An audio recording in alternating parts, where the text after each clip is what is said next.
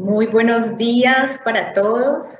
Este es un inicio muy importante a esta semana que empieza. Gracias a todos por acompañarnos, por dedicar su tiempo y su interés a esta jornada.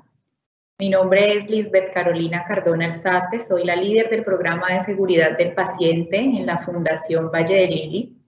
Y este año llevamos a cabo una celebración para nosotros en la institución muy importante y es la Semana de la Seguridad del Paciente.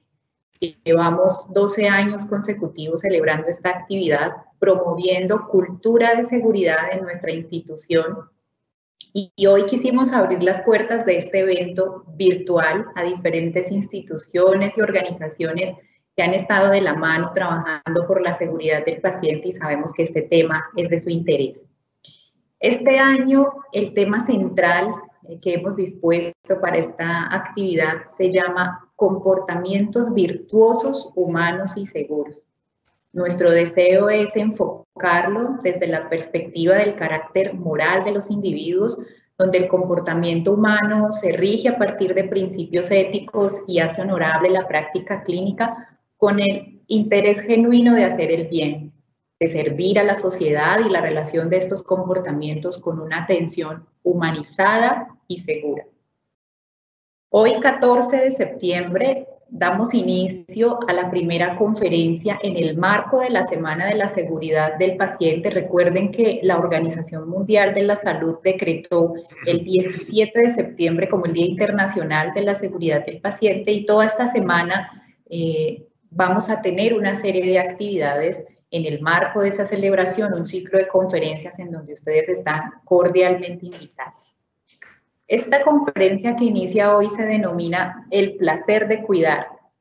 Y lo que el conferencista quiere compartirnos hoy es qué relación tiene el placer, la generación del placer, el funcionamiento del cerebro y cómo lo explicamos que hacer lo correcto no por obligación, sino por ese genuino interés en el otro, también me causa sensación de placer. Yo creo que esto será mucho mejor explicado por un neurocirujano. Él es magíster en bioética de la Universidad Ramon Llull de Barcelona, es el presidente del Comité de Ética de la Investigación Biomédica de la Fundación Valle de Lili.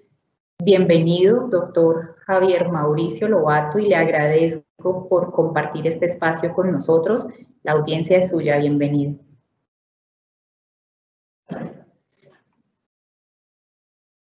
Bueno, muchísimas gracias por esta invitación.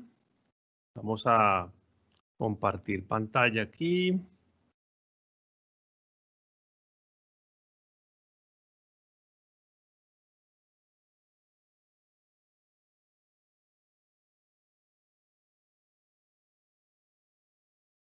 Creo que no me deja compartir pantalla. Deberíamos dejar de compartir allá para yo poder mostrar mi presentación, por favor.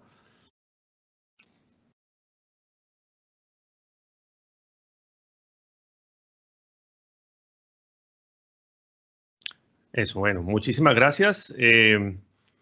Muchísimas gracias por esta invitación. Una vez más estamos aquí colaborando con los eventos de la Fundación Valle de Lili, con el mayor de los gustos. Siempre es un honor para mí que nos tengan en cuenta. La presentación de hoy la hemos titulado El placer de cuidar. Y quiero enfocar esta presentación y de comentarles que es una conferencia que nos va a mostrar el porqué del gusto que sentimos al cuidar a otras personas desde una óptica neurobiológica, filosófica y neuroética. Mi campo de acción, que es la neurociencias y la bioética, necesariamente tienen que confluir en unos puntos porque no podemos concebir el comportamiento humano y disociarlo de las neurociencias en este siglo XXI. Cada vez tenemos más información que surge sobre el funcionamiento del cerebro y esto es lo que constituye un tema o lo hace constituir un tema apasionante. Cuando terminemos la conferencia, espero que podamos entender o hacer una aproximación a los mecanismos neurobiológicos de la sensación de placer, los mecanismos neurobiológicos de la empatía, los aspectos éticos, algunos aspectos éticos de la atención empática y qué es posible y también podemos entender que es posible intervenir y cambiar algunas conductas humanas, que nuestro cerebro es flexible desde muchos puntos de vista. Hay algunos términos que quise colocar al principio porque es posible que vayan a encontrarlos durante toda la presentación y a algunas personas les resulte un poco confuso entenderlos. El primero de ellos es la corteza cerebral, que es la parte del cerebro donde se encuentran los cuerpos de las neuronas, lo que llamamos la sustancia gris, y es la que se pliega muchas veces y hace ver el cerebro arrugado. Esa es la corteza cerebral. La solemos agrupar funcionalmente. Muchas personas la han tratado de agrupar según la función que cubre cada pedazo o cada zona del cerebro. Y en el caso del lóbulo frontal, que es del que más vamos a hablar hoy, se divide en corteza orbitofrontal, frontal, es decir, la que está pegada a las órbitas, la corteza frontal mesial o la que está en la línea media hacia el centro de la cabeza, y la corteza dorsolateral, que es la que está en la parte lateral. Los núcleos encefálicos son una serie de conglomerados de células, de neuronas que están bien metidas en el cerebro, bien profundas, y ya vamos a ver algunos de ellos. Y los circuitos neuronales son las conexiones de las neuronas. Esas conexiones suelen funcionar o pueden agruparse para obtener funciones específicas, aunque recordemos, y una vez lo voy dejando, digamos, claro, es que el cerebro el cerebro obra como un todo y no compartimentalizado. Pero hay algunas partes del cerebro que se especializan en ciertas funciones a través de circuitos neuronales. La evolución de la que vamos a hablar durante toda la conferencia es una teoría que propuso Charles Darwin y la difundió, en la cual se enuncia que los seres vivos adquieren unas capacidades provenientes de la adaptación de las exigencias del entorno. Cuando hablamos de evolutivo, nos tenemos que referir necesariamente a la teoría de la evolución. Prefrontal es el área de más reciente evolución del cerebro. Hablando de la teoría de la evolución, las áreas del cerebro en los seres humanos fueron añadiéndose a medida que evolucionábamos hasta donde estamos hoy, el Homo sapiens sapiens. La resonancia magnética funcional es un estudio que adquiere imágenes del cuerpo y en este caso del cerebro basado en electromagnetismo muy potente y que muestra qué parte del cerebro se activa o se ilumina o se enciende según su función. Los neurotransmisores son sustancias que se producen en las neuronas y sirven para enviar señales entre ellas. Es el modo como se comunican. La inhibición es la supresión de la actividad neuronal, usualmente debido a un acto regulatorio propio del cerebro, es decir, una función que necesita mantener el equilibrio solita se inhibe o a un estímulo externo. Y lo contrario, la activación. Y la ética es una disciplina que trata de normatizar toda la moral, elevando todo a una sola calificación del acto humano, a un solo plano y volviéndolo lo más universal posible. Una vez estamos enmarcados en estos términos, vamos a hablar en primer lugar de la neurociencia del placer. Todo esto se enmarca en una área de la neurociencia llamada la neurociencia afectiva, porque necesariamente tiene que ver con el afecto. Hay otras ramas de la neurociencia que ustedes ven ahí, la neuroinmunología, la neuroanatomía, etc. Y esta específicamente la neurociencia afectiva, que consiste en buscar dónde se arraiga el afecto en el cerebro. Y obviamente el afecto es una función compleja que tiene raíces bien profundas y bien antiguas en la evolución. Cuando nosotros hablamos de placer, tenemos que verlo necesariamente como una recompensa. Es decir, se tiene siempre un eje placer-recompensa. Es importante evolutivamente, todas las especies tienen ese eje e incluso en lo evolucionado que estamos hoy día. El placer eje recompensa sencillamente lo podemos entender como tener una necesidad y cumplirla o suplirla. Eso nos da necesariamente una sensación de bienestar.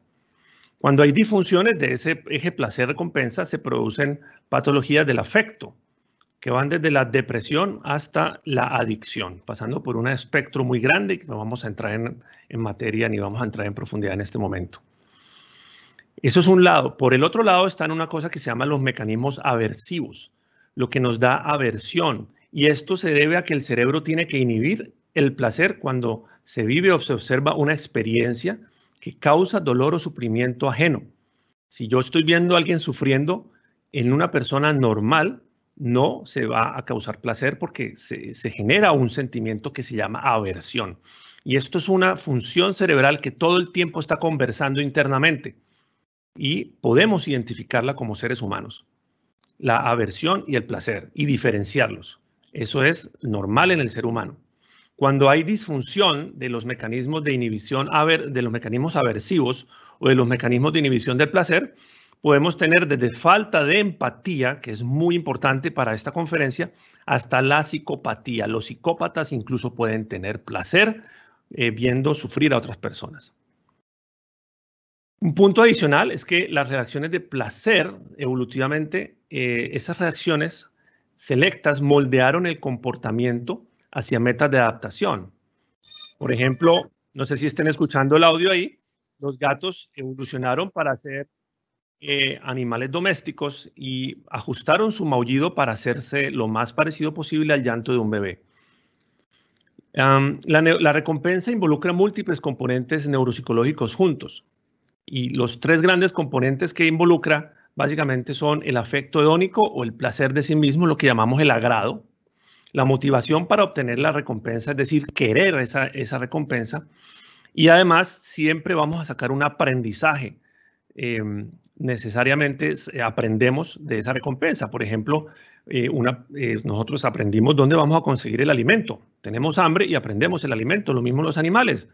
Los gatos maullan para obtener comida y ya saben en qué momento solemos alimentarlos, o los perros o las mascotas, es para darles un ejemplo muy, muy puntual.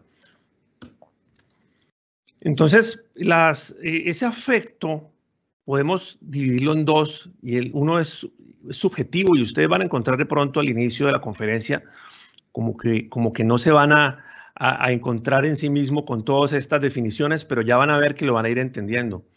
Lo primero es que nosotros tenemos afectivamente o esa sensación de agrado una característica subjetiva en la cual los órganos de los sentidos se interrelacionan con algunos circuitos especializados en el cerebro para generar placer. Por ejemplo, si nosotros no tenemos esa conexión de los circuitos cerebrales de los órganos de los sentidos con las zonas afectivas, pues un delicioso helado, como lo vamos a ver aquí en la foto, con chocolate, con galleta Oreo, con fresa, dulce, no lo vamos a disfrutar y simplemente va a ser lo mismo afectivamente que comerse un ladrillo. No sensorialmente, ojo, ya sabemos que saben diferente, no es lo mismo el sabor de un helado al sabor de un ladrillo, pero si no lo disfrutamos va a ser lo mismo a la larga. Entonces, esto marca la diferencia clara entre la sensación de placer asociado a los sentidos. Por ejemplo, ustedes ven la cara de esta bebé comiendo sandía y probablemente esa foto fue tomada 5 milisegundos antes de mostrar su sensación de placer, pero hasta ese momento los órganos de los sentidos estaban enviándola de estímulo al cerebro y por eso vemos una cara plana, pero cuando ya tenemos ese placer funcionando, ese afecto funcionando, ya vamos a tener otro tipo de sensaciones y una experiencia diferente. Entonces, la primera enseñanza que sacamos de esto es que necesariamente las sensaciones, la mayoría de sensaciones que buscamos es porque nos generan placer. Esto es una situación evolutiva y lo tienen la mayoría de las especies y nosotros no somos la excepción. Y otras son las objetivas, en las cuales hay muchos mecanismos naturales que evolucionaron en el cerebro y que nosotros está mucho más interconectado por millones de circuitos. Uno de ellos se llama mesocórtico límbicos, que los vamos a ver en un dibujito para que no nos enredemos con esa palabra, y que van a producir conductas. Unas conductas que algunas son programadas genéticamente, que las hacemos casi que automáticamente, y otras conductas que las vamos moldeando con la cultura, el comportamiento, la educación, como lo vamos a ver más tarde. Entonces, por ejemplo, si ustedes perciben esta escena, es una escena de un bosque de noche en invierno. Yo creo que todos la primero que se les viene a la cabeza es que esto está extremadamente frío, es lúgubre, es decir, tendemos instintivamente a evitar un paisaje así. Si yo me asomo a la ventana y salgo, yo no voy a decir voy a dar un paseo por el bosque, porque sencillamente no me nace.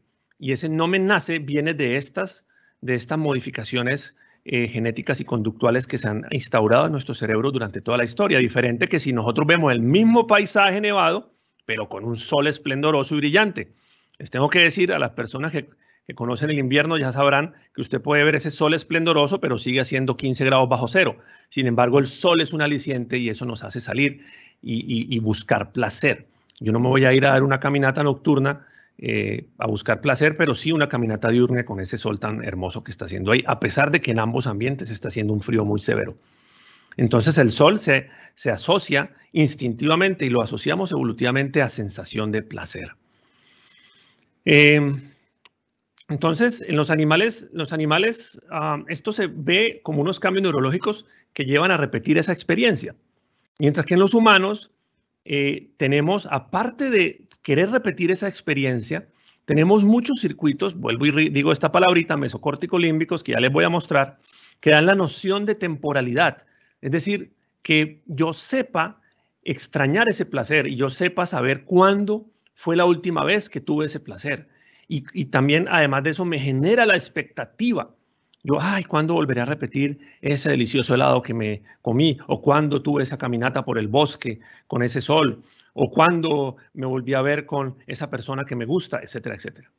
Los animales simplemente buscan a repetir la experiencia y su nivel de memoria es corto y ya después de un tiempo, sin repetirlo, puede que lo olviden. Cuando ya se hace la experiencia repetitiva, lo recuerdan. Por ejemplo, este perrito está botando la bola, él solito se está dando divirtiendo, tiene placer y busca repetirla. Él se puede quedar ahí todo el tiempo. Sin embargo, pues nosotros somos un poco más expectantes. Aquí ella está esperando que llegue ese helado que no se come hace 3 años, etcétera, etcétera. Tiene esa sensación de expectativa. Este es uno de los circuitos mesocórtico-límbicos. Aquí todo nace en esto. Les voy a mostrar acá. Este es el encéfalo. El encéfalo se compone de 3 partes, que es el cerebro que vemos de color piel, como color crema. El tallo cerebral, que lo vemos acá, es bosado. Y el cerebelo, que lo vemos aquí como de un color café oscuro. Esos circuitos, la mayoría de cosas que hemos visto en este momento son ordenadas por las zonas más profundas del cerebro. Y para yo volver a lo que yo les estaba diciendo, que es la evolución, nosotros evolucionamos de la parte más profunda del cerebro y la evolución nos fue añadiendo capas hacia el exterior. Es decir, estas capas más superiores son las capas que desarrollamos los seres humanos más recientemente. Y de ahí para adentro lo tenemos en común todos los animales, especialmente los mamíferos. Todas estas conexiones internas. Muchas de ellas están mediadas por 2 neurotransmisores, ya vimos esa definición, sustancias químicas con las cuales el cerebro se comunica. Uno de ellos es la dopamina, que tiene que ver, que son azulitas, que tiene que ver con los circuitos de motivación, de gratificación, de placer, de sentirse felices, eufóricos, de llevar a una compulsión, una idea que me está dando vueltas y la compulsión es irla a cumplir esa idea. O perseverar en algo que yo quiero hacer. Y las otras son las vías de la serotonina, que tienen que ver con el estado de ánimo, con el procesamiento de la memoria para acordarme y anhelar ese evento, etcétera, etcétera. Entonces, estos son los circuitos que vamos a ver más. Entonces, de ahí se deriva en los seres humanos un proceso de aprendizaje. Y el aprendizaje se introyecta con la experiencia y se hace consciente. Esa conciencia de yo aprender algo que me genera placer, lo procesa necesariamente la corteza cerebral, y es esto que se ve aquí, la corteza cerebral más medial es la que se encarga de orquestar todo ese aprendizaje. Esta se llama la corteza mesial frontal. Es esta de aquí, en la parte de la mitad del cerebro, donde se miran los 2 hemisferios cerebrales. Aquí vemos la flechita, está en la mitad. Ahí esa es la corteza cerebral que se encarga de ese aprendizaje.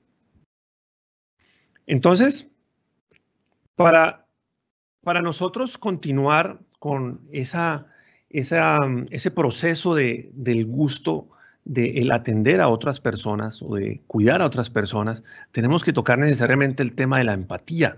Y la empatía, para dar un pequeño pincelazo histórico, esa noción se empezó a manejar en el siglo XIX. Robert Bichat describió que sentía algunas cosas al apreciar el arte. Y Stress Lips, un alemán, en el 67 le colocó el nombre de Einfühlung, que significa la sensación en uno en alemán, y que finalmente se desencadenó en el término empatía.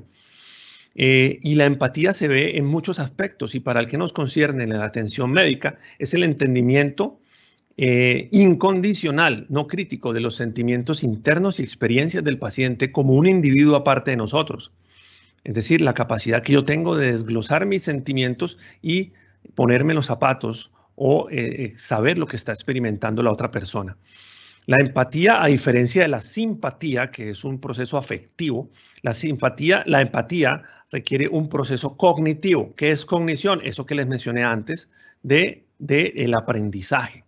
Entonces ahí empezamos a enlazar los dos conceptos. Por eso es que la empatía necesariamente está vinculada a estos circuitos de generación de placer. Entonces, ¿cómo vemos cómo nació la empatía? La empatía, aunque ustedes no lo crean, estas imágenes que les estoy mostrando de estos animales con sus crías están bastante enlazados con lo que sentimos a ver estos pacientes que están sufriendo y están hospitalizados. Esa empatía nació de ahí, inicia con el cuidado parental. Todo inicia cuando las crías son cuidadas por sus madres, y ese cuidado de las crías está arraigado en zonas muy profundas del cerebro. Fíjense aquí, circuitos mesolímbicos, que son zonas muy antiguas, como les mencioné anteriormente, y que están conectadas entre sí y actúan casi que de manera automática. Los mamíferos fueron evolucionando ese cuidado de las crías que es necesario. Fíjense que eso está casi hasta que en los insectos, en los artrópodos, y eso se fue evolucionando, y los mamíferos lo evolucionaron hasta una preocupación empática. Es decir, los mamíferos, y cuando hablo de mamíferos nos incluimos, sin embargo, son todos los mamíferos, desde los murciélagos hasta los grandes cetáceos. Ellos evolucionaron a sentir preocupación por el prójimo, incluso en otras especies. Además, ese cuidado parental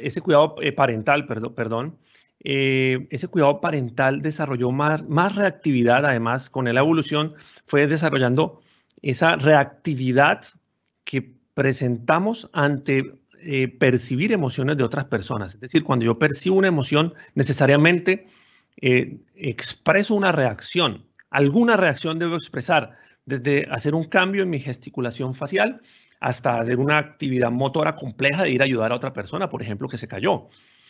Eso, lo que más respondemos es al dolor, al estrés y a la separación, a la ansiedad de separación. Y eso se encuentra básicamente en este circuito, ya hablamos de circuitos que son entre la estría terminalis, aquí en la parte posterior del hipotálamo, y una cosa que se llama el lecho del núcleo de la estría terminalis. Ahí hay un circuito que conecta la amígdala, que es un centro en el cual procesamos el miedo, ¿sí?, con circuitos que están conectados con la reacción hacia la corteza cerebral. Entonces ahí se activa una primera estructura que vamos a empezar a repetir durante toda la presentación, que es la amígdala cerebral. La amígdala cerebral, acuérdense, es el núcleo que procesa el miedo, el temor. Y además de eso, como procesa el miedo y el temor, nos ayuda a esa inhibición del comportamiento defensivo. ¿Para qué yo tengo que inhibir el comportamiento defensivo y el miedo? Si yo soy una madre cuidando a la cría, pues yo no puedo tener miedo si me está atacando un depredador. Yo la defiendo, ¿sí? Yo no me voy a ir y dejar la cría. Los mamíferos lo que hacen es plantarse enfrente del depredador, entre el depredador y la cría, inhibiendo la amígdala, inhibiendo el miedo, inhibiendo las reacciones naturales de huida, y enfrentan así al depredador. Esto es muy importante en el desarrollo también de la empatía. Tener una inhibición del miedo y una inhibición del comportamiento defensivo. Y eso todo el tiempo este circuito está hablando entre sí. Incluso con eso, esto se vino desarrollando, hay un punto muy interesante. Se presentaron las conductas protectoras, se empezaron a presentar dentro de las especies, entre las especies. Aquí no puse videos porque con estas plataformas los videos desafortunadamente no salen bien, pero traté de sacar las mejores instantáneas de los videos que tenía. Y este es un hombre que está nadando en un río, en un parque de elefantes en África, y él está simulando que se está ahogando. Y la cría de elefante, fíjense que es una cría, inmediatamente se lanza al río, va atrás a por él y lo rescata, ¿sí? También acá tenemos otro ejemplo del comportamiento entre las especies. Este es un cocodrilo que le atrapó la pierna a un ñu, y el ñu está en el África también, y el ñu está luchando por su vida. En el video se escucha el ñu haciendo sonidos fuertes, pienso yo, mi cerebro lo interpretó como sufrimiento. El cocodrilo finalmente lo empieza a vencer, lo arrastra al agua, pero la sorpresa es que vienen dos hipopótamos, dos mamíferos grandes, espantan al cocodrilo y hacen que el ñu se libere. Estos son comportamientos empáticos sorprendentes entre las especies y se debe a la evolución. Y obviamente nosotros estamos muchísimo más evolucionados, tenemos la capacidad de tener empatía no solo hacia nuestros prójimos, sino al resto de la naturaleza, incluso hacia otros seres vivos. Bueno, entonces, todo eso que nosotros hacemos y esa conducta que hicieron los hipopótamos, esa conducta que hizo el elefante, esa conducta que nosotros hacemos, es naturalmente gratificante. Cuando nosotros hacemos esas conductas empáticas, se disparan dos sistemas grandísimos. Un sistema de opioides endógenos, que son primos de la morfina, y empiezan a inyectar opioides, empiezan a inyectar sustancias que generan placer en estos circuitos profundos, y además de eso, se generan estos dos neurotransmisores, la oxitocina y la dopamina, que hagan o se activen zonas de gratificación. Por ejemplo, algo tan sencillo como que una sonrisa del bebé gratifique a la madre es oxitocínico, pero también salvar o atender a alguien o sacarlo de un problema también genera secreción de oxitocina de la misma manera que la mamá se emociona viendo al bebé sonriendo. Y además de eso, cuando interactuamos con las personas o con las especies con las cuales estamos siendo empáticas, se genera o se aumenta la secreción de dopamina, que ya en una diapositiva anterior les mostré que tenía que ver con la felicidad o las sensaciones positivas. Bueno. También se ha determinado que gracias a esta evolución, el cuidado en los humanos o la sensación de cuidar en los humanos se refuerza o refuerza la gratificación. Se ha demostrado que cuidar a otras personas activa áreas de gratificación. Y aquí tenemos la contraparte de la amígdala. La contraparte de la amígdala, que vimos que era la del miedo, la de la aversión, es el núcleo accumbens, que lo ven aquí ustedes, está en la parte inferior del cerebro. Perdón, y el núcleo accumbens se encarga de gratificar y de disparar circuitos de gratificación mediados en la mayor parte por dopamina. Además de eso, se ha visto que el cuidado de los humanos y la empatía, en ese cuidar de los humanos y en esa empatía se refuerzan o hay retroalimentación social positiva. Se ha visto en estudios en los cuales las gratificaciones monetarias, para poner un ejemplo, obviamente no vamos a centrar esto del cuidado de los pacientes, pero es para poner un ejemplo con algo muy obvio. Si yo soy gratificado monetariamente con un bono o dinero, se produce el mismo placer exactamente cuando yo libremente voy y hago una donación. Si yo recibo también, dar me genera una gratificación utilizando los mismos circuitos. Y además de eso hay una retroalimentación social. Es decir, aquí ustedes ven cuando se hace una donación, cómo se activan estas zonas del cerebro en esta resonancia magnética. ¿Sí? Son zonas que tienen que ver con esto, que es el estriado dorsal. Acá está, el estriado superior o el estriado dorsal. Y esto es el accumbens, aquí abajo. Se activan cuando usted tanto recibe como cuando dona libremente. Entonces, activa gratificación. Eso está claramente estudiado.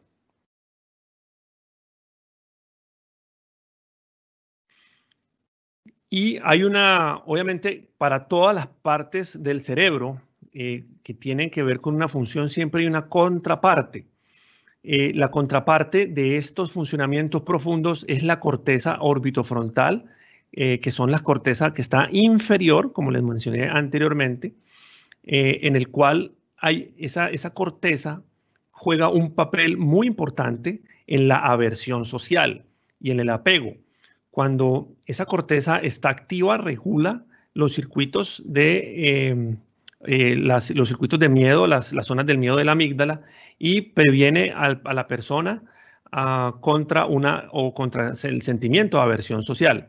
Y además de eso, se ha visto que la corteza orbitofrontal es la que juzga o la que media y la que ayuda a tomar las decisiones de donar o no donar en el ejemplo que estamos usando. Aquí obviamente podemos extrapolarlo de atender o no atender, de prestar atención o no atención. Es la corteza orbitofrontal. Esa corteza es, como es consciente, todo lo que hablemos de corteza cerebral, lo sentimos, somos conscientes de eso, se regula su respuesta si tenemos observadores, si nos están mirando, si hay un juicio social, si estamos siendo sometidos al escrutinio de los demás. Cuando nosotros somos observados, esa corteza cerebral se disminuye su actividad y se aumenta la capacidad, o sea, se necesita ese placer de hacer las cosas. Por eso, al ser observados, se aumentan la capacidad de dar o de donar o de sentir gratificación al donar. Para ponerles un ejemplo, si estamos siendo observados, esto se va a aumentar una conducta dativa de donación. Por ejemplo, pues esto es un ejemplo para que lo vemos todos los días, me pareció fácil traerlo, y es cuando ustedes están en el supermercado terminando de pagar y la cajera le dice, ¿usted desea donar 1,000 pesos a una justa causa infantil? Entonces, me timbro yo, pero no tengo 1,000 pesos. Sin embargo, las personas de atrás me están mirando, también me están mirando, y yo pienso que la cara de esa señora es, no va a donar.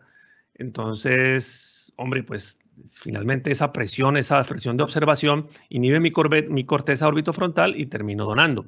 Es curioso porque esto se puede aplicar, vuelvo y repito, el ejemplo del dinero me pareció el más sencillo y es el que todos los días vivimos, pero se puede aplicar para toda conducta en la cual nosotros nos implique dar algo, dar atención, prestar atención, colaborar. Y lo vamos a ver al final, ya en las conclusiones, cómo podemos, o en la última parte de la conferencia, cómo podemos moldear todas estas cosas para lograr que las personas que nos rodean o que están en una organización puedan mejorar sus actitudes de prestación de servicio, de dar un servicio. Y además de eso, hay otro aspecto y es que tenemos la capacidad de percibir el estrés de otras personas. ¿Sí? Esto también evolucionó desde los mamíferos. Y esa capacidad de percepción del estrés que viene desde las crías, que viene desde los mamíferos inferiores, desde los animales inferiores, ha ido evolucionando y se ha ido conectando a nuestra corteza cerebral. ¿Sí? Pero la seguimos teniendo. Esto en los humanos lo hemos extendido más allá del binomio madre-hijo, y ya que pues, nosotros estamos viendo a alguna persona sufrir, que no es nada nuestro, y de todos modos percibimos ese estrés y tenemos la capacidad de percibir el estrés que está sufriendo esa persona. Eso es supremamente importante y fíjense, lo tenemos ahí, está ahí guardado. Eso no tenemos que pellizcarnos ni hacer maromas, porque eso todos los seres humanos y todos los mamíferos tenemos esa capacidad de percibir el estrés de otras personas. Entonces, obviamente, a partir de eso, pues en los seres humanos hemos desarrollado funciones adaptativas, por ejemplo, del dolor, que es una de las formas de sufrimiento, y el dolor, con el dolor nosotros desarrollamos el llanto, y el llanto significa una alerta, estoy sufriendo, mamá, y el llanto hace que la cuidadora sea atraída mucho más rápido que los depredadores. Sí, esto evolucionó también y está claramente, y lo tenemos claramente nosotros arraigado. Entonces, ¿dónde se procesa esto? Esto también tiene sus circuitos, fíjense, todos son corticales, la mayoría son corticales. En la corteza frontal mesial, que lo hablamos, que es la responsable de todo esto que tiene que ver con la mediación de la empatía y el placer, se procesa el dolor. El dolor se procesa en la corteza insular anterior, acá en un lóbulo que está profundo en el cerebro, en un sitio llamado la sustancia gris periacueductal en el tallo y en el área motora suplementaria. Estos sitios en la corteza se conectan a las áreas afectivas del cerebro para que tengamos la percepción emocional del dolor. Por eso las personas, las personas que tienen dolor crónico tienden a tener depresión. Y además, esas mismas áreas que se activan en una persona que tiene dolor crónico se activan en la persona que está viendo el sufrimiento. Y en la mayor medida que se puedan activar más empatía sentimos hacia esa persona que está sufriendo. Porque también el dolor lo podemos percibir de forma consciente en esta área central que se llama la giroposcentral y simplemente sirve para saber que tenemos dolor. Si yo puedo disociar estas conexiones emocionales de simplemente sentir dolor, pues el dolor, digamos así, se va a sopesar. Un dato curioso y es que se ha investigado esta sustancia gris periacueductal, que es como en donde llega se confluye todas las vías del dolor, y se ha intervenido quirúrgicamente en pacientes que tienen dolor crónico para mitigar ese aspecto emocional del dolor, que es una de las cosas que más mortifica a las personas que tienen dolor crónico. Esto también lo hemos visto en neuroimagen. Fíjense, cuando en un estudio se mostraba a una persona martillándose un dedo accidentalmente, se activaban las áreas que ya les comenté. Eso está perfectamente detallado. Entonces, toda esta estructura que acabamos de ver forma la empatía en los seres humanos. Todo esto que acabamos de ver, y además de eso, tenemos esta área grandísima que se llama las áreas prefrontales. Las áreas prefrontales son las que nos diferencian del resto de especies. Ustedes pueden ver acá el cráneo con el cerebro de un mono versus el de nosotros, y fíjense que la superficie cortical es mucho mayor y los lóbulos frontales son más prominentes. Toda esta área evolucionó y es mucho más marcada, mucho más grande en los seres humanos. Entonces, toda esta integración de esta área tiene que ver con funciones del lenguaje, de la teoría de la mente, que ya les voy a explicar qué es eso, y las funciones y algunas funciones ejecutivas. Con esto, al nosotros meter funciones de las áreas prefrontales, que son muy humanas, lenguaje, mente, etcétera, se amplía la gama de situaciones que pueden provocar empatía. Es decir, no nos quedamos solamente en el llanto, no nos quedamos solamente en ver un gesto de dolor, sino que también vemos una gama muy amplia de cosas, como por ejemplo el solo hecho de saber que alguien tiene un diagnóstico maligno de un cáncer, por ejemplo, o de que tiene una enfermedad terminal, sin que nos esté expresando dolor, ya nos pone en un entorno empático. ¿Por qué? Porque procesamos mucho más en las zonas prefrontales. Eso se llama abstracción. Podemos abstraer de una situación y generar una reacción empática como las que vimos hasta ahora en los mamíferos. Y además de eso, nos permite tener una gama de comportamientos impulsados por esta. Es decir, no solamente yo corro a proteger la cría, que en este caso sería el paciente, sino que también le puedo generar una serie de acciones muy complejas para tratar de aliviar el sufrimiento de una persona. Entonces, nosotros con el lenguaje en el ser humano es extremadamente desarrollado y muy complejo. Y el lenguaje nos ha permitido avanzar en la parte de empatía muchísimo. Con solo intercambiar experiencias y sentimientos, con solo que alguien me cuente un problema, me genera o se disparan los circuitos de la empatía. Se expande esa preocupación empática además en espacio y tiempo. Sí, no solamente se queda en una situación, en un corte temporal ya en este momento, la cría llorando, un depredador llegando, sino que va más allá. ¿Qué será de la vida de esa persona? ¿Cómo va a ajustar su comportamiento ahora que tiene un cáncer, etcétera? Entonces, todo eso nos permite tener muchas más herramientas para generar empatía y poder cuidar mejor. Fíjense lo rico que somos los seres humanos. El lenguaje afectivo, además, amortigua la respuesta de la amígdala. Es decir, si yo tengo la amígdala, acuérdense, miedo, temor, el lenguaje afectivo, si yo hablo claramente y escucho muy bien a un paciente y hablo en un tono que se sintonice empáticamente, es decir, que sea acogedor para el paciente, por poner un término apropiado, todo esto hace que la amígdala se disminuya en su actividad y obviamente la amígdala tiene la capacidad, como es el centro del miedo, de generar respuestas neurovegetativas, o sea, automáticas, que se me acelere el corazón, que sude, que tenga ganas de salir corriendo, que se abran las pupilas. Todas esas respuestas se disminuyen marcadamente cuando con solo lenguaje nos comunicamos de una manera empática con el paciente. Fíjense el impacto que tiene esto, gracias a la evolución de nuestro cerebro. La teoría de la mente, ¿qué es eso? Es la capacidad de reflexionar sobre sí mismo y el prójimo, de saber el estado mental de la otra persona y de mi estado mental mismo, así como reconocer que las sensaciones mías son mías y que otras sensaciones o que esa otra persona tiene también unas sensaciones. y también interpretar las señales corporales de esas otras personas. Eso está bien anterior, es lo último de lo último, está la parte más anterior que se llama el área 10 de Brodmann o en el polo frontal, y ahí se maneja la teoría de la mente.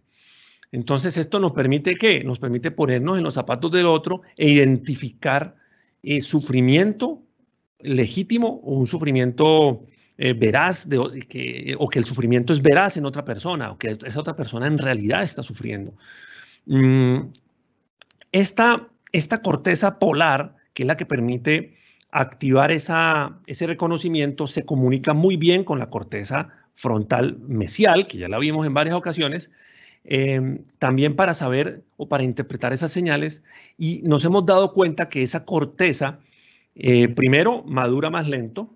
Esa corteza es la que nos inhibe los impulsos, por ejemplo, madura un poco más lento, termina de madurar más o menos en las mujeres a los 20 años, en los hombres entre los 30 y los 40 años, y es la que permite, como les dije, regular impulsos y muchas otras cosas.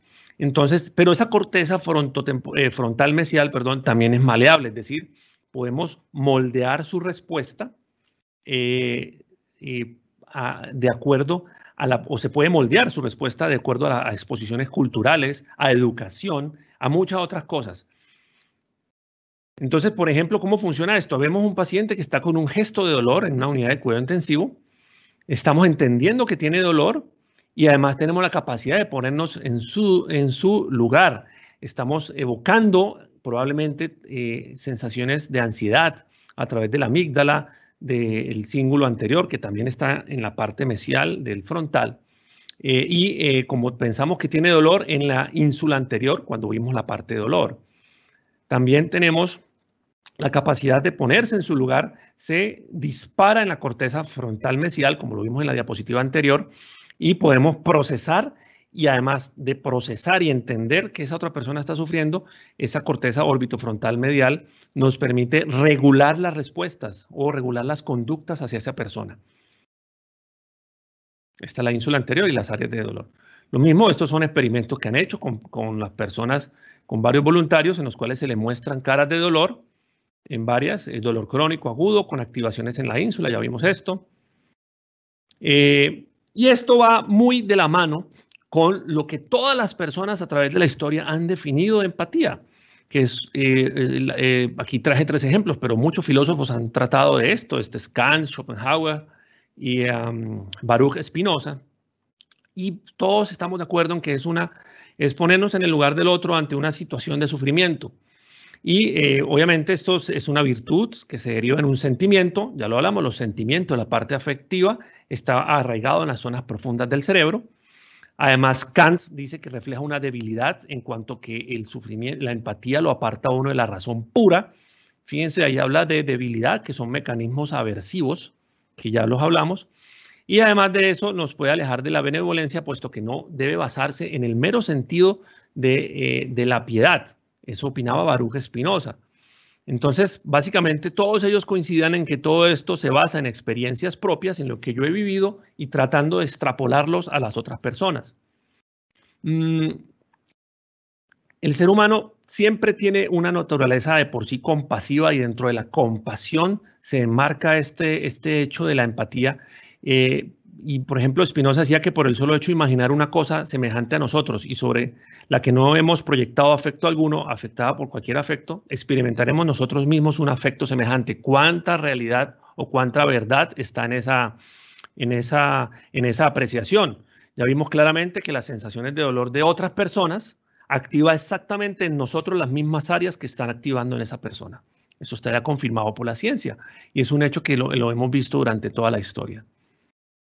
Es decir, el hecho que ver a alguien le pasa algo produce una cosa, un sufrimiento y nos mueve cosas. Esas mueve cosas son todos los neurotransmisores que ya vimos y todos esos circuitos neuronales disparándose y nos genera ese sentimiento de que nos está moviendo algo por dentro. Finalmente, pues hay filósofos contemporáneos, estos son los padres de la ética, de la bioética de principios, que es una rama de la bioética en la cual nos apoyamos actualmente en la mayoría de ejercicios. Y ellos dicen que es una virtud en la cual hay una actitud de preocupación activa por el bienestar del otro, empatía, y una respuesta emocional que yo ya les hablé de simpatía, que es afectiva, me mueve cosas, y además de eso me da una sensibilidad de disconfort ante el sufrimiento de otro, activación de áreas de dolor similares a la persona que sufre. Entonces, ¿qué hemos visto ahora? Hemos visto que el sufrimiento de otros inhibe las sensaciones placenteras, pero aliviarlo, entenderlo, además causa un placer. Y eso está inherente en el ser humano y estas respuestas son reguladas en los seres humanos por la corteza frontal mesial, que la hemos visto en varias diapositivas. Además, el cerebro ha moldeado su respuesta al sufrimiento de manera evolutiva y de manera social. La evolución que ya vimos y además, de acuerdo a cada sociedad, se ve una respuesta al dolor o al sufrimiento. Las sociedades son distintas.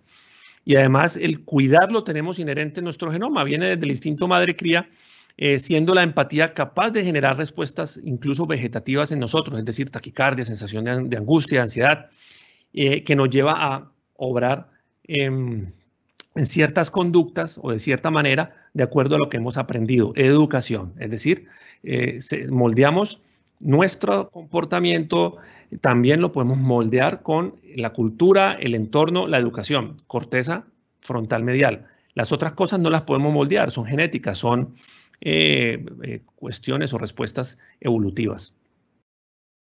Entonces, esto es lo que ya les decía, la empatía entonces se ve afectada por aspectos culturales. Por ejemplo, copiamos conductas o reacciones. Si yo crezco en una cultura que acepta ciertas cuestiones dolorosas, pues no me va a afectar en lo absoluto y voy a aceptar ese dolor como parte de la cultura. No voy a poner ejemplos para no entrar en polémica.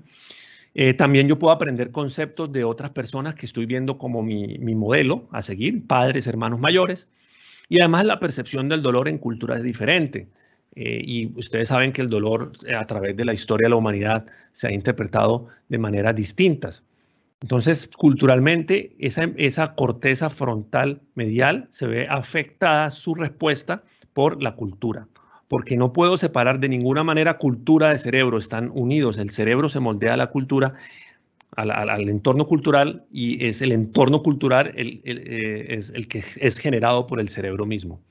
También hay aspectos educacionales en el cual nosotros podemos manejar el control de impulsos y saber que hay personas que son diferentes a nosotros. Si a mí me educan sabiendo o mostrando que hay diferencias en las sociedades, yo voy a aceptar eso y mi corteza frontal mesial va a responder adecuadamente cuando vea sufrimiento en cualquier tipo o en cualquier persona. Los aspectos ocupacionales son muy importantes porque fíjense ustedes, la exposición constante a algo que no sea confortable o al dolor, por ejemplo, o al sufrimiento, la exposición constante desensibiliza, es decir, va apagando la respuesta de esa corteza frontal mesial.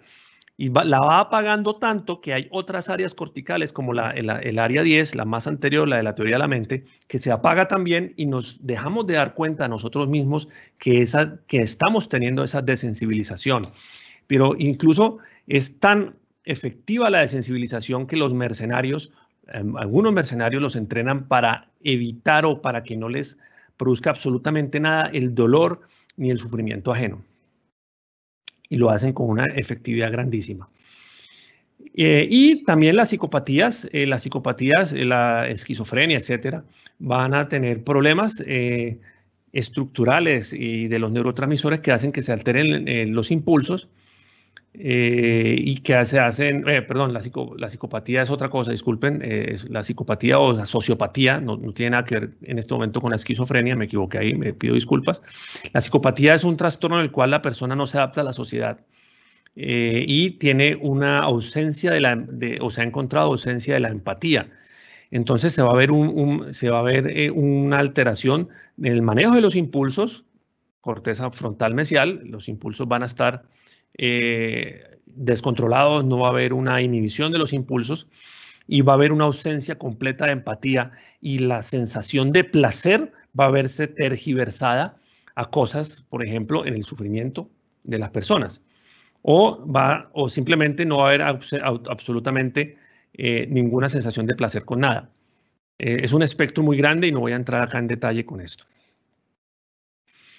Ya varios trabajos, incluso unas tesis de grado muy interesantes que encontré sobre el síndrome de desgaste profesional, lo que llaman burnout. También altera la empatía. Esto se ha visto no solamente en el área médica, sino como, por ejemplo, me interesó muchísimo esta tesis de grado, en la cual hablaban del exceso de trabajo de los docentes de una zona de Lima. Y ese burnout en esos docentes producía una caída dramática de la empatía hacia los estudiantes. También se ha estudiado eso en el ámbito clínico. En cuanto al burnout o al síndrome de fatiga, también ha visto una disminución estadísticamente significativa en la empatía, en este otro estudio. Acá. Este estudio concluye que hay una evidencia consistente para una asociación negativa entre el síndrome de fatiga o de desgaste y la empatía.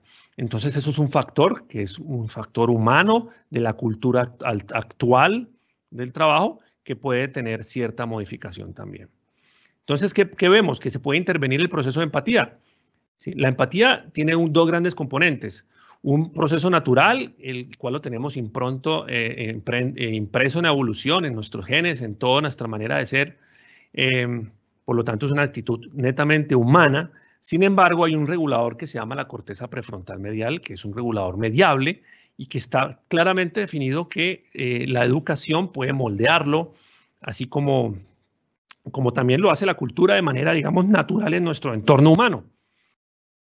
Entonces, por ejemplo, se han creado escalas como la escala de Jefferson, en la cual se hace una evaluación objetiva de qué tan empático es una persona que pertenece a una organización, por ejemplo, y toma, fíjense todos los datos que toma, la confianza, tolerancia, la obediencia, qué tan cálido puede ser uno, hasta las fantasías que pueden tener esas personas dentro de su entorno, y se puede objetivizar o se ha tratado de objetivizar para dar un diagnóstico y poder intervenirlas. Y, por ejemplo, se ha visto que se puede intervenir de manera satisfactoria en varios ámbitos, como, por ejemplo, trabajando las habilidades interpersonales, haciéndole entender las claves para reconocer emociones negativas del paciente, entender preocupaciones, identificar las claves no verbales. También se ha visto que los ejercicios de revisión de videos de encuentros entre un paciente y un prestador de encuentros, usualmente se muestran encuentros que no son satisfactorios, sino que son traumáticos, para tratar de trabajar esa empatía o de que resurja o de sensibilizar, volverlas a sensibilizar, perdón, esas áreas. También exponer a la gente a modelos a seguir, agrupar una persona que sea poco empática con un grupo empático, el modelo a seguir claramente el cerebro lo toma y se moldea, hacer juegos de roles, probar unas cosas que se llaman navegadores de pacientes, y es meter a las personas que tienen problemas de empatía a programas en los cuales se les hace seguimiento estrecho a pacientes, especialmente de cáncer, como se definió originalmente este programa, para que teniendo contacto estrecho con ellos, aprendan a leer sus sensaciones y su estado de ánimo y todas las dificultades que puede pasar un paciente en un sistema de salud. También teniendo experiencias de hospitalización, hay unas universidades que hospitalizan a sus estudiantes en algunos ejercicios selectivos de empatía, o si una persona ha tenido una enfermedad o una experiencia hospitalaria, necesariamente se ha visto objetivamente que son más empáticos. El arte y la literatura es un tema que hemos olvidado y que yo creo que debemos retomar en todos los aspectos académicos y organizacionales, porque nos acerca al dolor y sufrimiento. El arte y la literatura se construyeron sobre el dolor y sufrimiento de la humanidad. Se piensa y se ha visto en estudios que mejora las competencias abstractas, es decir, yo poder abstraer de una situación, de una persona, un estado de ánimo o una sensación. También me aumenta la imaginación, me enfrenta a problemas éticos, a problemas de lo moral, me lleva a tratar de entender la mente humana, en fin, son herramientas muy, muy importantes. Y aquí les traigo unos ejemplos de arte. Este es el cuadro de José de Rivera, del barroco, de Martirio de San Felipe, donde claramente es un cuadro que nos está mostrando el dolor que sufrió San Felipe en su martirio, y además reacción que tienen otras personas que están sintiendo necesariamente empatía por esa situación. También Frida Kahlo, el cuadro que se llama Columna Rota, en la cual ella se dibuja con una columna jónica en su interior, y a través del accidente que tuvo, en el cual tuvo una fractura de columna y le generó dolores el resto de su vida. Nos permiten, y muchas de las obras de Frida Kahlo están enmarcadas en ese dolor que ella tuvo, y esto nos enseña necesariamente a percibir lo que el artista estaba transmitiendo al pintar. Y Edvard Munch es uno de los pintores que más dolor refleja en sus obras, porque tuvo una vida traumática. Perdió a su madre, a su hermana, el papá le echó la culpa de que se haya muerto su madre y su hermana, en fin, tuvo un crecimiento muy traumático, y pues su arte está lleno de eso. Pintó el niño enfermo, el lecho de muerte, donde se ve gente sufriendo, un ambiente lúgubre, negro, la madre muerta. Muchos de los críticos del arte han mostrado que este es uno de los rostros más terroríficos del arte, y donde el niño o la niña está al lado del lecho de su madre muerta, que luce bastante pálida en el fondo, sin color. Y pues la obra culmen de Edvard Munch, que es El Grito, que él explicó en una litografía encontrada recientemente, que realmente él no pintó ahí un grito, sino que escuchó gritar a la naturaleza y se está tapando los oídos con una expresión de sorpresa porque se le desdibujó la realidad.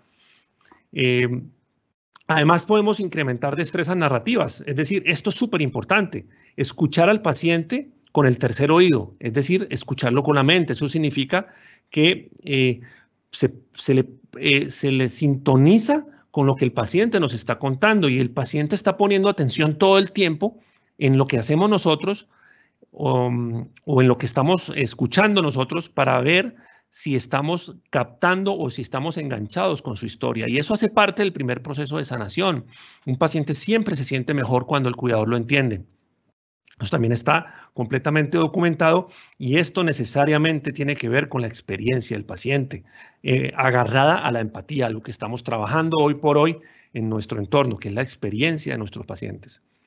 Y finalmente, también se han visto representaciones teatrales con, por ejemplo, escenarios clínicos con actores, y un método que está bastante discutido, pero pues lo anoto aquí porque de pronto lo escuchen si van a estudiar este tema, que es el método Balin, en el cual se van a reunir grupos pequeños por 3 años, más o menos, de 2 a 3 semanas, en el cual se van a tratar muchos tópicos. Son grupos de trabajo. Es un método bastante complejo y a algunas personas les puede llegar a parecer aburridor porque es poco activo, pero pues ahí está. Se ha utilizado y otros autores lo desaprueban. Conclusión, después de que lo he llevado por este viaje tan largo, la atención y el cuidar son procesos impresos en nuestra condición humana. Lo tenemos impresos, lo tenemos todos. Y además sentimos naturalmente un placer haciéndolo. Y hay una serie de factores en los seres humanos que hacen que empaticemos o no en ciertas situaciones. Ya hablamos de algunos, por ejemplo, el cultural.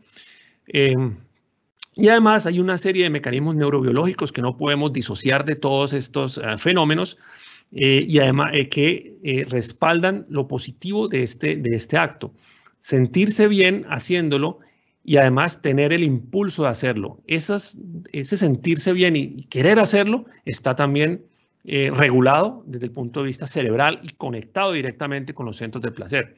Si hay una desensibilización o tolerancia al dolor ajeno, se puede actuar y reeducar esa corteza que les estoy mostrando ahí, porque tiene una capacidad maleable y que dura, curiosamente, toda la vida. Yo puedo reeducar esta corteza a los 90 años, tanto como a los 5 o a los 8 años de edad. Muchísimas gracias. Bienvenidas las preguntas y los comentarios. Bueno, doctor Lobato, gracias. Yo voy a empezar a contarle las personas. Tenemos 640 participantes. Hay un espacio muy corto que quisiera permitirme para las preguntas. Y mientras se las voy publicando, hay una reflexión muy importante cuando usted hablaba de cuidar, que creo que esto fue un mensaje reflexivo para todos. El proceso de salud y enfermedad bajo donde hoy estamos cuidando a los individuos es totalmente diferente porque se vive en un proceso distinto de salud y enfermedad.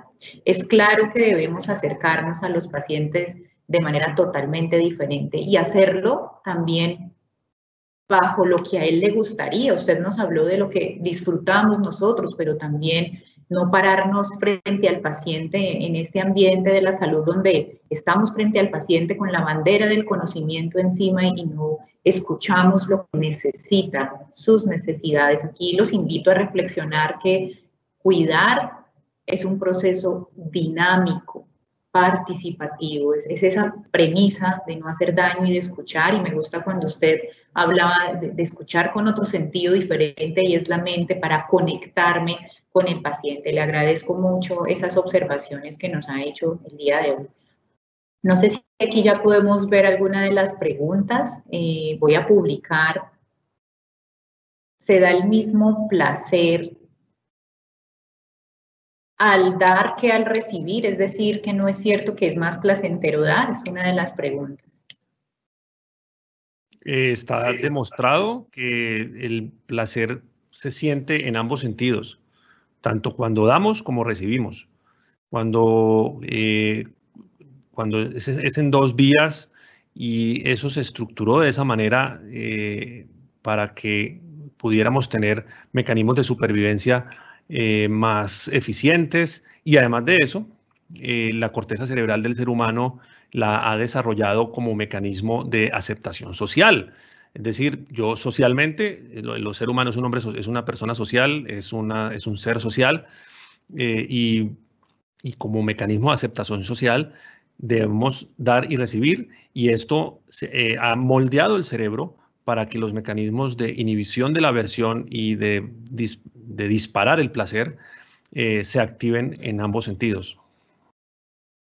Perfecto. Usted ya puede ver publicadas las preguntas. Yo también le voy a compartir esta que dice la parte mesial. ¿Cuándo se desarrolla? La parte mesial del frontal es una región del cerebro en la cual sus neuronas, sus axones, se recubren con la mielina, lo que llama mielinización, que es un marcador en el sistema nervioso central de madurez, y además se termina sus conexiones en las mujeres alrededor de los 20 años y en los hombres alrededor de los 30, 35 años. Esto hace que esta corteza sea bastante maleable, bastante moldeable y bastante trabajable a lo largo de la vida. Y además se mantiene flexible. Es decir, leyendo todas estas cosas evolutivas, al parecer hay una diferencia de géneros ahí porque quedó impreso genéticamente en la madurez más temprana de esa corteza, a pesar de que es muy humana, pero tan humana es como tan conectada está a la zona más antigua del cerebro por el cuidado que tienen las mujeres o las hembras de las especies de mamíferos sobre sus crías. Por eso es que en las hembras, en las mujeres, en nuestras mujeres humanas, se madura mucho más rápido. Esa es una propuesta teórica. Muy bien, doctor Lobato, una pregunta adicional. ¿Cómo evitar la desensibilización ocupacional en el personal de la salud? Eso es una excelente pregunta y es una de las cosas que más se está trabajando, y no solamente en la salud, sino en todos los ámbitos. Ya vieron ustedes que también en la educación se presenta ese fenómeno. Y básicamente la desensibilización se presenta cuando no tenemos una retroalimentación cultural y social de lo que estamos viendo. Cuando yo soy una persona, voy a dar un ejemplo, yo soy una persona que atiende pacientes encerrado en un sitio, por ejemplo en un consultorio, en el caso de nosotros, o estoy haciendo audiometrías todo el tiempo, o estoy tomando imágenes diagnósticas. Bueno, hay muchos ejemplos. Y estoy viendo 1000 pacientes al año, 60 pacientes al día, de manera repetitiva, sin ninguna retroalimentación social, cultural, etcétera, va a disminuirse la actividad cerebral de esas áreas que hablamos. Lo que se debe hacer es mantener una intervención educativa y social en esos puestos de trabajo, o en esas zonas o en esas áreas donde se labora personas que tienen alto riesgo de sensibilizarse, y eso se deben identificar obviamente con antelación para poder llegar allá e intervenirlas. Ahí les mostré 10 tópicos que se proponen en la literatura para resensibilizar a las personas, pero hay otros muchos, hay ejercicios mucho más difundidos y hay otro tipo de actividades que se pueden hacer. Mil gracias. Creo que con esta podemos ir cerrando. ¿Cómo puede uno entrar a ayudar al paciente cuando está en negación y está en estado terminal? ¿Cómo puede ayudar? Perdóname, se me cortó en ese momento la pregunta. Voy a repetir. ¿Cómo puede uno entrar a ayudar al paciente cuando está en negación y está en estado terminal? Muy bien. Lo importante, bueno, eso es una pregunta bastante compleja y yo desde la neurobiología puedo hacer una aproximación, pero nuestros compañeros los psiquiatras y los psicólogos abordan esto mucho mejor que nosotros. La negación es una conducta defensiva que cuando se mantiene en el tiempo se supone que puede haber una falla en la modulación de esas respuestas que les comenté. Está demasiado activos los mecanismos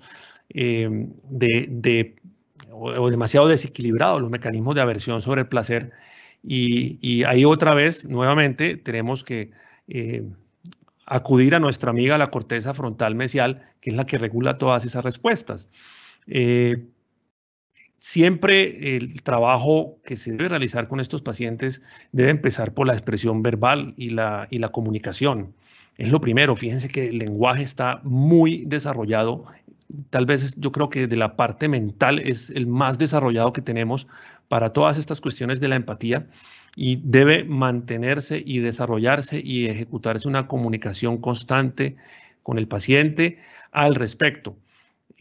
Se ha estructurado todas unas especializaciones alrededor de esto y no soy la persona más experta en el ámbito clínico para abordar estos temas, pero desde la neurobiología es un tema plenamente trabajable y desde mi punto de vista el lenguaje es la piedra angular en estos casos. Con el lenguaje podemos llegar a todas las áreas que ustedes quieran, desde las áreas neurovegetativas hasta las áreas más avanzadas de la corteza cerebral, como por ejemplo teoría de la mente y la corteza frontal mesial.